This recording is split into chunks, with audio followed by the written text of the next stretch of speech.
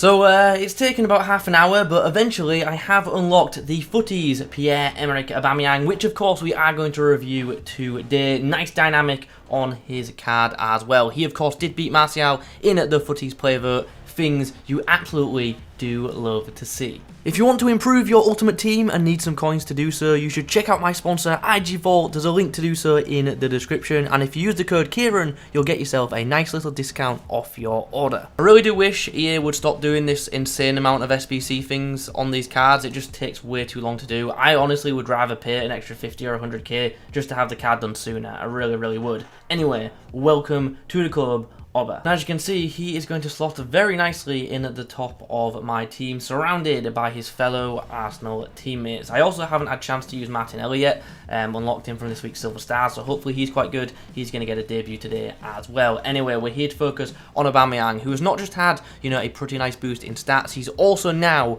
got 5-star, 5-star, which is very useful indeed, especially that weak foot boost. I think that'll be really nice in game. High wear traits, which are not ideal, but definitely not the end of the world on a pacey forward. Plenty of traits, which is great, especially finesse and outside the foot shot, and plenty to like in regards to in-game stats. 99 ratings for acceleration, sprint speed, attack positioning, finishing, composure, reactions, and also stamina as well. So that is really nice to see. The only thing that concerns me about this card, to be honest, is the fact that he's tall. And as we all know, it's been a problem all year long. And players like Aubameyang in-game, even if they have insane stats, still don't tend to feel all that mobile on the ball. But other than that, I do think it's going to be an excellent item. So yeah, not too much else to say. Just want to get in some games and try this item out. Of course, we do have to pick a Kemp Style for this guy, and it seems to me that the most obvious one to go for is finisher, and pretty much makes his shooting like literally on par with the best players in the game,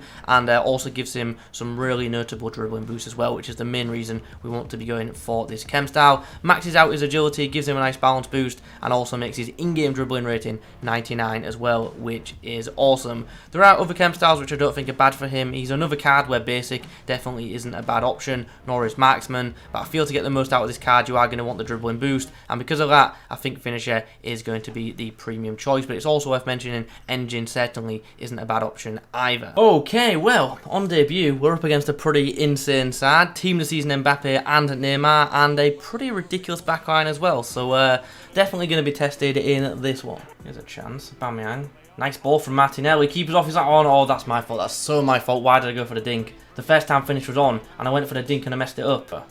Brilliant. Oh, he's going to get held off there by Varane. That's unfortunate. Okay, at the break, 0-0. Bit frustrating because obviously we had a really good chance with Aubameyang, which I blew personally. But as long as we keep creating chances, I'm confident a goal will come. Saka into Smith Rowe. Oh, not the best touch. Aubameyang gets around his man. Great first touch and a fantastic finish as well to open the scoring in this game. Chance to break now. Oh, we really do have an overlap here. Options. But I want to get the ball to Aubameyang. Oh, Saka's pass hits Aubameyang. Hit the finesse first time. It's Aubameyang does well to... Oh, almost did well to set free Saka, but that's a brilliant defensive effort from Acuna. Make the right run. Here we go. Ball's through. Can he beat Ramos there? Oh, very lucky. But oh, why didn't he lock onto the ball there? I don't know if he quite had enough pace there, but it would have been nice to know if the player actually locked onto the ball. Don't blame the player for that. I blame the game player. And there's full time. The game ends in a 1-0 scoreline. Not the most eventful of matches, but it was a tough game. You saw my opponent's team, pretty incredible, and we did alright to grind out the victory there, especially with the lack of FIFA I've played in the past week. How did Aubameyang do? Did alright, to be honest. I thought his positioning was good, his run making was very nice, and he got himself a goal, and it should have been 2, but yeah, I'm a bang average FIFA player and I bottle chances, so it wasn't more than 1, but definitely could have been more than 1 goal on another occasion, and probably would have been if I was, playing regular FIFA, but as you all know, right now I'm not.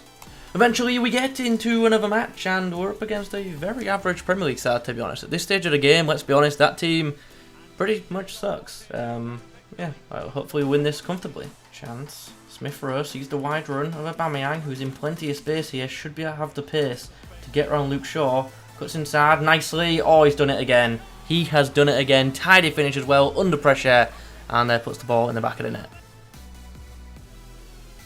There's Aubameyang. Does well to get that ball away. Wijnaldum puts through a really nice ball as well. Aubameyang just doesn't quite have the pace. Can't quite stretch out and get to that one.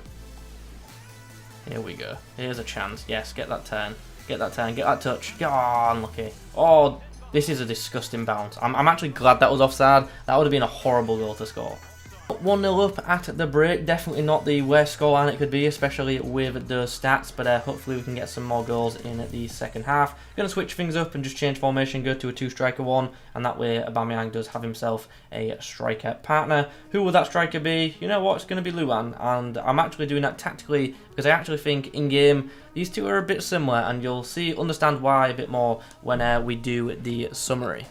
Ronaldo. Oh, what a ball. Good run as well by Oba. Gets inside, hits the finesse. Oh, it's a great finesse as well. Right into the far side of the net, giving the goalkeeper no chance. Oba, bit of space. What a strike that was. The power on that was class. Good save from Joe Hart. Nice. Great run. Well-timed pass from Luan, and that should be game over. Well, that was a bit weird. In the 90th minute, he just decided to quit. Anyway, 3-1 victory and hat-trick for Aubameyang. Happy freaking days. So, what are we saying after a few games about this card? I think it's one of them where pretty much what you see is what you get. He's got really good pace, breakaway definitely. His finishing ability is top class, and that 5-star weak foot just helps out so much in that shooting area. And yeah, he feels good physically as well. He's definitely got the ability to battle with would-be defenders, which is obviously a very big positive.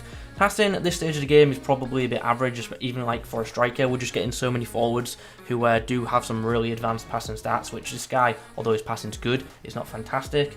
But the dribbling is the talking point. The dribbling is the talking point on this card.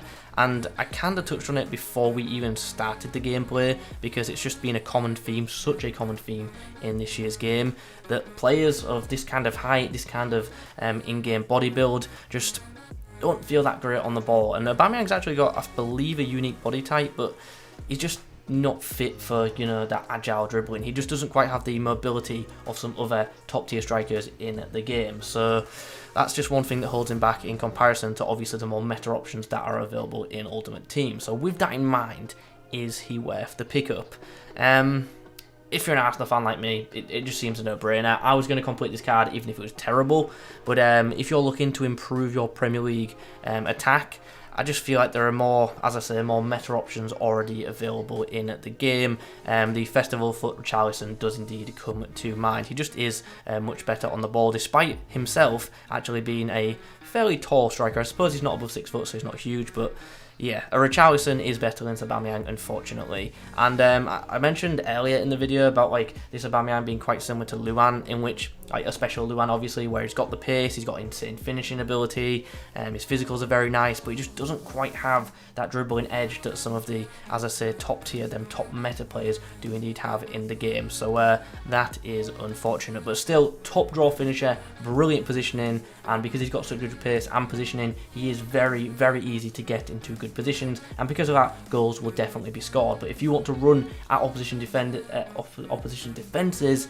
then there are just so many better options in terms of dribbling ability. But still a very, very good striker card. But is he worth it? I mean, at this stage of the game, do what you want with your coins. I don't think he's worth it if you just run with a standard Premier League side. But as I say, if you're an Arsenal fan, get it done, get him in the club, and have some fun with him. Ultimately, that's what I'm doing at this point with my teams. But yeah, as I say, probably not quite worth it, especially the effort of going through 10 SBCs. But still, nice card, and I'm obviously very happy that it happened. So those are my thoughts on the 96 rated Futties Pierre-Emerick Aubameyang.